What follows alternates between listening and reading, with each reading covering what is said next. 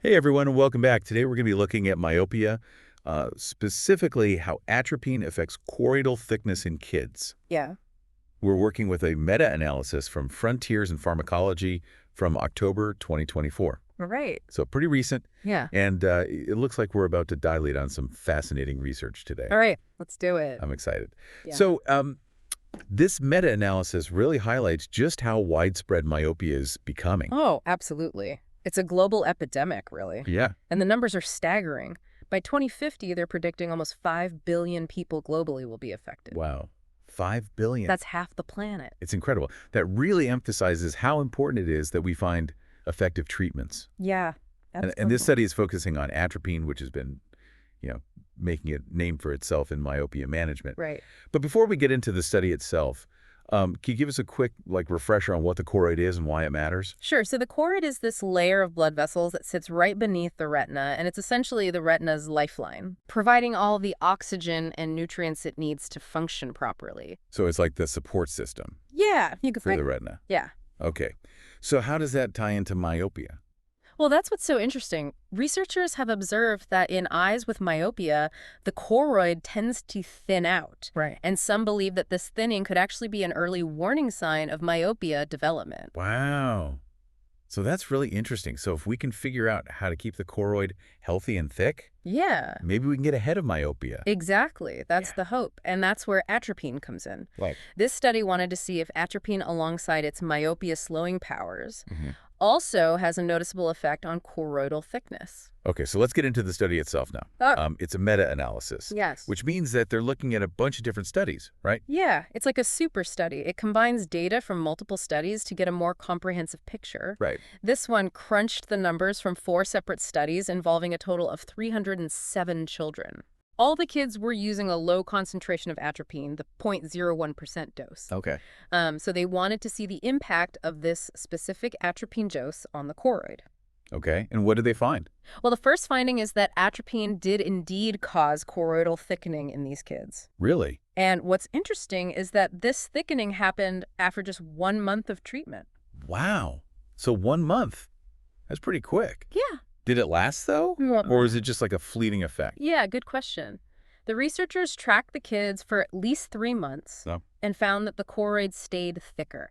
They didn't have enough data to go beyond that time frame, but this suggests that atropine's effect on the choroid isn't just temporary. That's great. So 0.1 for atropine, it thickens the choroid. Exactly. What else did they find? Well, they also found that atropine effectively slowed down axial length growth, Okay. which, as you know, is a key factor in myopia progression. Yeah, because as the eyeball gets longer, Right. images focus in front of the retina instead of right on it. Yeah. And that's what causes blurry vision. So it's kind of putting the brakes on that whole process. Exactly. And this effect was consistent across different time points. 1 month, 6 months, 12 months. Wow. And even at the final follow-up. So it's not just a temporary fix. Mhm. It seems like it's really having a sustained impact on axial length growth, Yeah, which is promising for long-term myopia control. absolutely. So that's great.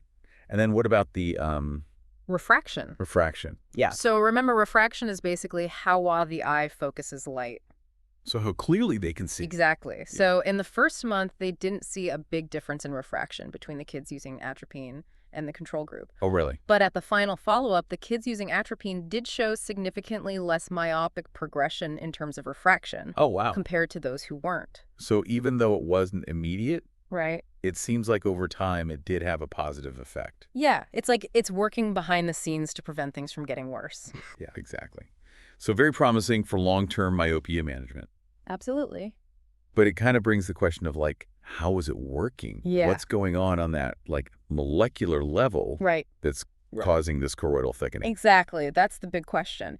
And the study suggests that atropine may be tweaking the activity of certain signaling molecules in the eye.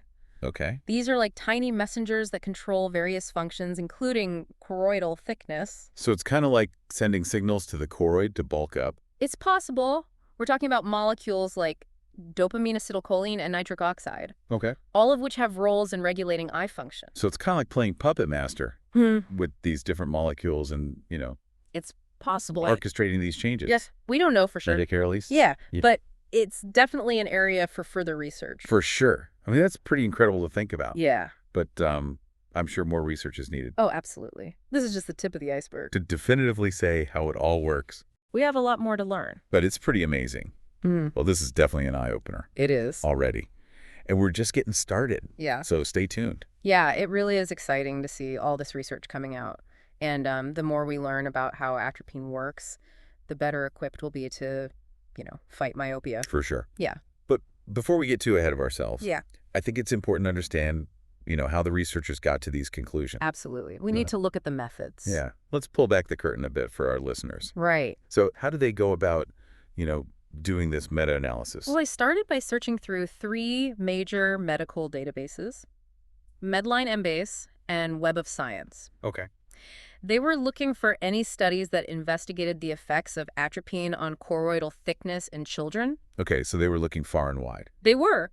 And they specifically focused on studies published in English before June 1st, 2023. Okay, so they had some specific criteria. Yeah, they did. It wasn't just any study that mentioned atropine and the choroid. They wanted to make sure they were using the highest quality evidence. So they focused on randomized controlled trials, Okay. which are considered the gold standard in medical research. Right, because in those trials, participants are randomly assigned to different treatment groups, Exactly. which helps to eliminate bias and, really make sure that any observed effects are because of the treatment itself. Absolutely. It's all about making sure you're comparing apples to apples. Yeah, exactly. So to be included in the meta-analysis, what were the requirements? Well, first, the studies had to involve school-aged kids with myopia between the ages of 6 and 16 Okay. because, myopia typically develops during those years. Yeah, so that makes sense. That's the prime time for intervention. Second, the studies had to use atropine in at least one of the treatment groups. And third, they had to have a control group for comparison. Okay. This control group could have received a placebo or single vision lenses or other non-atropine treatments. So they had something to compare it to. Yes, exactly, a baseline. And finally, the studies also had to report changes in choroidal thickness Okay. at the beginning of the study and after at least 1 month of treatment. So they were really tracking it over time. They were, so they could see how atropine was affecting the choroid over time. Got it. So they had all these different studies. Right. How did they make sure that the data was reliable and comparable across all of them? Well, 2 independent researchers reviewed each study very carefully Okay. to check for any potential bias. Okay. They used a standardized assessment tool to look at things like how participants were assigned to the groups, whether blinding was used, and how any missing data was handled. So like a quality control check. Exactly. They were weeding out any studies that might have had flaws in their design or execution. Right. So once they had their set of studies, Right. How did they actually analyze all that data? Well, they used some sophisticated statistical software Okay. to crunch all the numbers and calculate the overall effect of atropine on choroidal thickness, axial length, and refraction. So they weren't just eyeballing it. No, they weren't. They were using some pretty powerful math to get a clear picture of what was going on. Okay. And did they find any major variations between the studies? Interestingly, they did find some variation, particularly in the studies that reported changes in choroidal thickness. Okay. This suggests that other factors besides just the atropine treatment might be influencing how the choroid responds. So it's not as simple as saying atropine equals thicker choroid. Right. It's more complicated than that. There might be other pieces to the puzzle. Yeah, there's other things going on. Exactly. So to try to understand these variations, they did what's called a subgroup analysis. Okay. Essentially, they divided the studies into smaller groups based on characteristics like atropine concentration follow-up period and the types of instruments used to measure choroidal thickness. So looking for patterns within the data. Exactly. They wanted to see if certain subgroups of studies were more consistent in their findings than others. And did they find any? They did. For example, at the 1-month mark, the studies that used only atropine treatment showed a more consistent increase in choroidal thickness compared to the control group. But studies that combined atropine with orthokeratology, which uses special contact lenses to reshape the cornea, showed more mixed results. So combining treatments might make it harder to see the specific effects. Right. It's like trying to listen to 2 songs playing at the same time. Exactly. Yeah. It's hard to isolate the individual melodies. They also found that studies with shorter follow-up periods, those that lasted less than 3 months, tended to show more consistent choroidal thickening than studies that went on for longer. Oh, interesting. So maybe it's more prominent in the early stages. That's one possibility. But remember, we need those long-term studies to really see how things play out over time. Of course. Now, before we move on, I think there's one more important methodological point to highlight. Yes, and that is publication bias. Right. Publication bias. The tendency for studies with positive results to get published more often than those with negative or inconclusive findings. Exactly, and this can really distort our understanding of a treatment's true effectiveness. For sure. So, were the researchers aware of this potential bias? They were, and they took steps to address it. They used a couple of different statistical tests to check for publication bias in their meta-analysis. And what did they find? Fortunately, their tests showed no significant publication bias. Oh, good. Which means that the results are less likely to be skewed by this, positive results only phenomenon. That's reassuring. It gives us more confidence that the findings are a fair and accurate reflection of the available evidence. Okay, great. Yeah. So we can breathe a sigh of relief there. Yeah. And now I think we can move on to the really juicy stuff. Yes. Which is, what does all this mean? Right. What are the implications of these findings for the future of myopia treatment? Well, one of the key takeaways is that this study strengthens the idea that the choroid is a major player in the myopia game. Okay. The fact that atropine, a drug that's been shown to slow myopia progression, also causes choroidal thickening, suggests there's a strong link between the two. It seems like it's really important Yeah. for, understanding and maybe even controlling myopia. Exactly. And this understanding could open doors to more targeted and effective myopia treatments down the road. Yeah. We're getting closer to, cracking the code of this global epidemic. That's exciting.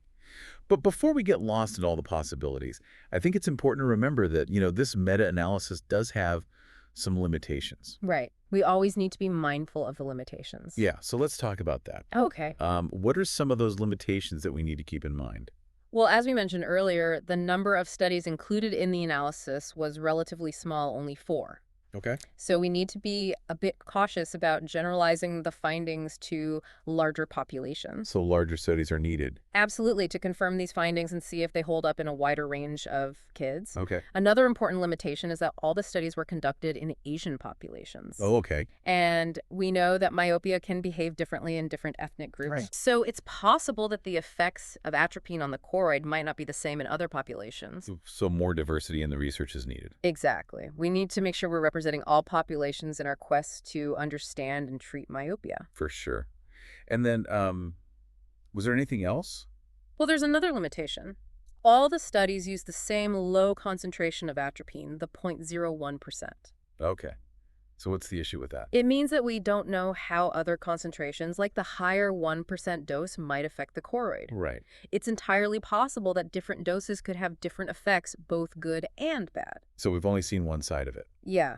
We need more research to understand how different doses of atropine might impact the choroid and whether those effects translate into long-term myopia control. Right. And then anything else? Well, this might sound familiar, but the studies in the meta-analysis had relatively short follow-up periods ranging from 1 to 24 months. Yeah, we did touch on that a little bit earlier. So we still need those long-term studies to see if the initial choroidal thickening actually leads to lasting myopia control. Exactly. We're just starting to unravel the mysteries of atropine and its relationship with the choroid. Yeah. And while this meta-analysis has provided some valuable clues, there's still a lot more to discover. Definitely. So I think going back to that thought-provoking question you had earlier Right. about monitoring choroidal thickness. Yeah. Do you think it could become like a standard way I think it's a really exciting possibility. to predict how well myopia treatments are working? And this study provides some early support for that idea. Okay. If the choroid is indeed a key player in myopia development and progression, Yeah. then monitoring its thickness could give us a window into how effective different treatments are. Like a sneak peek. Exactly. And if we could identify early on who's responding well to treatment and who's not, we could tailor myopia management strategies for each individual. Oh, wow. So really personalized medicine. Exactly. That's amazing. And what about, what other factors might be influencing how people respond to atropine besides, ethnicity? Well, that's another great question for future research. Could it be genetics, lifestyle, or even other underlying health conditions? Okay. And there's another layer to this puzzle. Could there be differences in choroidal response based on the type of myopia? Oh, interesting. So is it axial myopia or refractive myopia? Could the choroid be reacting differently depending on what's causing the myopia in the first place? That's fascinating. It really seems like we've only just begun to scratch the surface. We have. There's so much more to learn about atropine, the choroid, and all the complex factors that contribute to myopia. But I think for now we need to take a quick break. Okay. But don't go anywhere.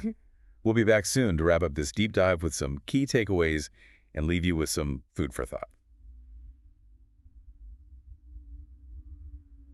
And we're back. We've really been on quite a journey today. We have. Looking at myopia, the choroid, and this really promising treatment, atropine.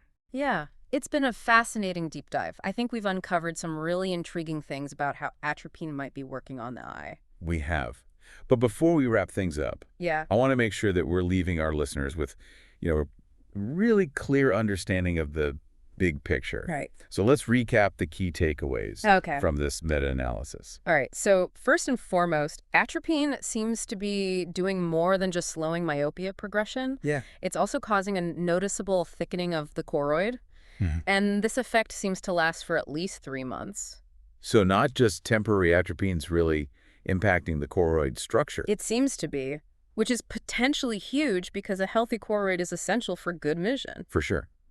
And the second takeaway is that atropine is really putting the brakes on axial length growth. Yeah. Which again is a main driver of myopia progression. It is. And this effect was seen at multiple time points throughout the study, suggesting that atropine's benefits could extend well beyond the initial treatment period. So it's not just a quick fix. Right. It's a long-term strategy to, keep those eyeballs from stretching out too much. Exactly. Which could mean less blurry vision down the road. Exactly. And then finally, the impact on refraction, how well the eye focuses light, Right. might not be immediate, but the study did show that at the final follow-up, the kids who were using atropine had less myopic progression than the control group. They did. So it seems like atropine is working in the background to prevent things from, getting worse. Exactly. And that's what we want with myopia management, preventing those long-term vision problems. Exactly. Yeah.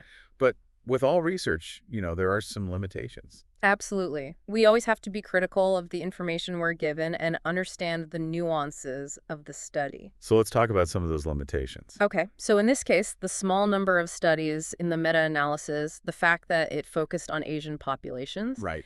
and that they only used one concentration of atropine are all things that need further investigation. And those long-term studies are really important. Oh, absolutely. We need to see how these initial effects of atropine on the choroid and axial length actually play out over time. Yeah, we're just getting started in understanding this. Exactly.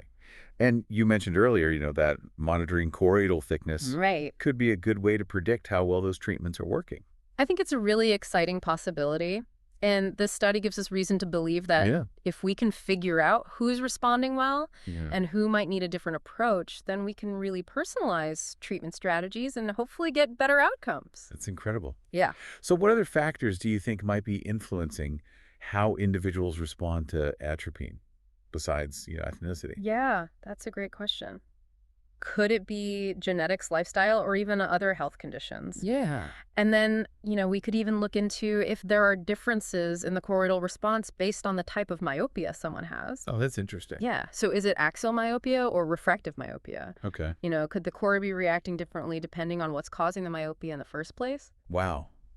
Well, it seems like there's so much more to uncover. There is. It's fascinating. We have a lot to learn. This has really opened my eyes to all the complexities of myopia and the potential of these new treatments. Yeah. Like atropine. It's like we're just starting to, understand it all. Absolutely. And it's so exciting to think about all the breakthroughs that could be ahead. Yeah, I agree. So to our listeners, if you know this deep dive has piqued your interest, don't let the learning stop here. Right. Keep learning. Keep those brains engaged and stay tuned for more insights from the world of science and medicine. And remember, knowledge is power. The more we understand about myopia, the better we can fight this global epidemic. Well said. Thank you so much for joining us on this deep dive into the world of myopia. Until next time, keep those eyes healthy. Yes. And those minds curious.